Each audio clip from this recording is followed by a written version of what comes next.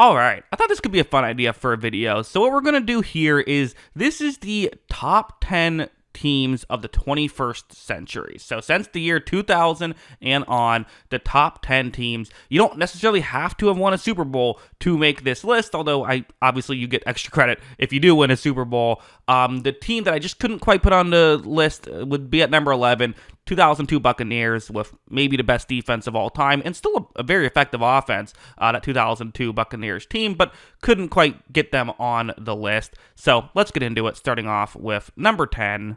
The 2001 Rams, which we're actually starting this list off with a team that did not did not win the Super Bowl. They made the Super Bowl, but they very famously, after being big favorites against the New England Patriots, because they were coming off a 14-2 season, they had won the Super Bowl in 1999. A team that would have made this list had it been eligible to. But the 2001 Rams still were incredible. You could argue they were even better than that team. They were down against the Patriots, but they seemingly had a defense figured out, tied things up at 17, and then all of a sudden, Tom Brady, when John Madden's saying just play it out and go to overtime, Tom Brady does Tom Brady things. The Rams were not quite able to ultimately win it, but still, they were one of the best teams that we've seen. Number 9, I'm going to 2019 Chiefs. This was Patrick Mahomes' first Super Bowl victory. I should mention one qualifier I made, I forgot to mention it earlier, is if a team has won multiple Super Bowls, the way I did it was you only get one opportunity to have a slot on the list in a 5-year stretch. So for example, since I picked the 2019 team, then the team that won just a couple years later is no longer eligible, because I didn't want to have like 6 Patriots teams on here or anything. So it has to be a 5-year buffer. But yeah, anyway, the 2019 Chiefs, probably the best Chiefs team. They had Tyreek Hill and Travis Kelce both at the height of their powers. They had a working offensive line, actually maybe the best offensive line in the Mahomes era. Their defense was not quite as strong as it would become a couple years later, but this was still an offense that just felt like it was so easy to pull off these comebacks. They very famously came back from down 10 every playoff game that year, down 24 against the Texans in the first half, and they came back and took the lead before halftime. So yeah, one of the better teams we've seen. They make it at number 9. Number 8, I'm going to 2020 Bucks, the COVID Buccaneers, who were able to ultimately win a Super Bowl.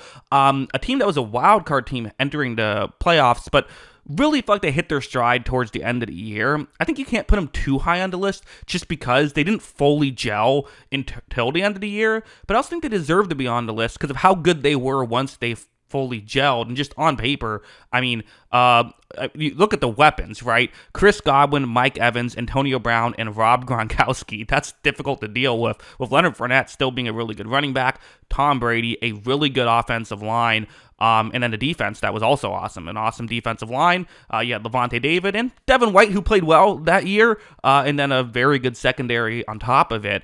Yeah, I mean, they deserve to make the list. Would be higher if they didn't kind of get a slow start. Number 7, I'm actually going to go with, this is a bit of a weird take, but another wild card team, another team that won just 11 games like the Buccaneers, the 2005 Steelers, who, if you remember, they were another team similar to the Buccaneers, struggled for a good chunk of the season. They did not look awesome right away, but once they got going, they really got going. I believe that they won their last 4 games of the regular season and then went on to win 4 playoff games because they were a wild card. They were 6th seed, actually, the first 6th seed to end up winning a championship. And you look at the pathway, they beat the Bengals, because everyone beats the Bengals in the first round in this era of football, but then they beat the Colts in what was still to this day one of the greatest games ever played. They're able to go and beat the Broncos in the AFC Championship game, and then beating the Seahawks in the Super Bowl with that weirdly ref game. But ultimately, I just felt like there was just so much good with this Steelers team.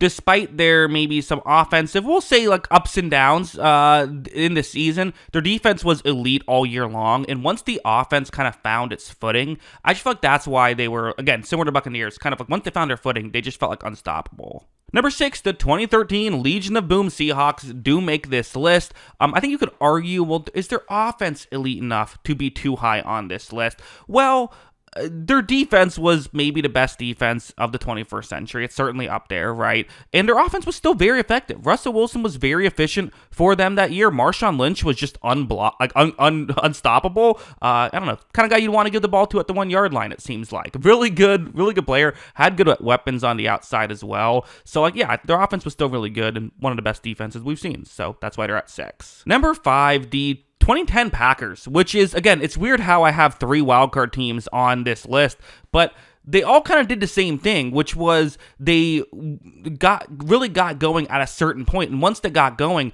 they just felt like unstoppable in a sense. Now, I would say with this team compared to some other teams, injuries were a big part of why they maybe weren't quite as dominant this year. It's part of why they went 15-1 the following year.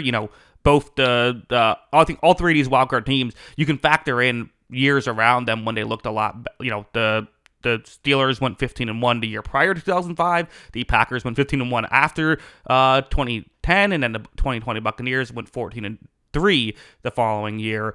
So they all had like that talent that it wasn't there the whole year, but it was there in the postseason when they needed it, when the Packers were able to really just have a dominant run. I mean, you look at all their games, they didn't really struggle too much. Just the Charles Woodson Packers too, which was fun. So they're here at number 5. Number 4, I'm going to team we just saw win the Super Bowl. Always tough with recency bias, how much, how do you measure all that? But yes, I have the 2025 Philadelphia Eagles, who, again, I mean, you just look across the board, right, you have, Jalen Hurts, regardless of your opinion on him, he played great the final 2 games of the season. You have, A.J. Brown, Devonta Smith as receivers, an elite offensive line, Saquon Barkley, an MVP caliber running back, great defensive line, great linebacking core, great secondary. It's like there's no weakness with this roster. The only real complaint I have is like Jalen Hurts, while very good, isn't quite as good as some of the other quarterbacks on this list, specifically the top 3. So like that's kind of the biggest knock you can say, but like I don't know, there's just so much good about this team. Number 3, give me the 2009 Saints, a really underrated, great team who the Saints, kind of the whole story of Drew Brees' career for a good chunk of it was Drew Brees was awesome, Sean Payton was awesome. They didn't have a ton else. Well, here, a fantastic offensive line, and Drew Brees with good enough weapons that year to have one of the best offenses we've ever seen. They started 13-0. We were wondering if they were going to have an undefeated season. That didn't quite happen, and it wasn't like the Colts who kind of intentionally lost towards the end of the year. The Saints just ultimately dropped a couple games before being, hey, they won the one that mattered, right? Being able to ultimately beat, again, a Colts team that did not lose one playing their starters all season long. Like, they rested their starters the final 2 games, lost those 2 games, and were undefeated with Peyton Manning out there, and then the Saints were able to win that Super Bowl. So not only did the Saints, win, but you could argue, I mean, the Colts, that's a team that I could have put on this list, and the Saints beat that team, so I think you get extra points for that as well. So I'll have them here at 3. And I would say as well, while the Saints defense maybe wasn't as elite, it certainly wasn't as elite as even teams below it. It was so opportunistic. Even if I think scoring wise, they were kind of like middle of the pack, but they had so many turnovers and they had so many splash plays and especially key moments with Tracy Porter in the past, in the conference championship game and in the Super Bowl. Those big moments are kind of what put them over the edge to ultimately having a good defense as well, along with one of the best offenses of the 21st century. Number 2, I am going to go the 2016 New England Patriots. This is a team that won, 14 games in the regular season and really just blew right by everyone heading into the Super Bowl. Of course, the Super Bowl, they faced some adversity. They found themselves down 28-3 in that Super Bowl when they ultimately came back to beat the Atlanta Falcons. Obviously, you had Brady with plenty of weapons at the height of his power, able to do what Brady can do. So you had an elite offense, but also one of the best defenses that Brady had in his later years with the New England Patriots. So when you factor all that in, and again, not going to do any of the other teams around the 2016 Patriots because that was the rule I made, but that does not mean I only have one Patriots team. I can't believe I'm doing this, but I think I have to do it. I just think the 2007 Patriots team is the best team that I've seen play football. I know they did not win the Super Bowl. They lost the Super Bowl. How can number 1 on the list be a team that didn't win the Super Bowl? Well, every team on this list lost games, right? Every single one. And most teams on this list lost more than one game. In fact, I'm trying to think.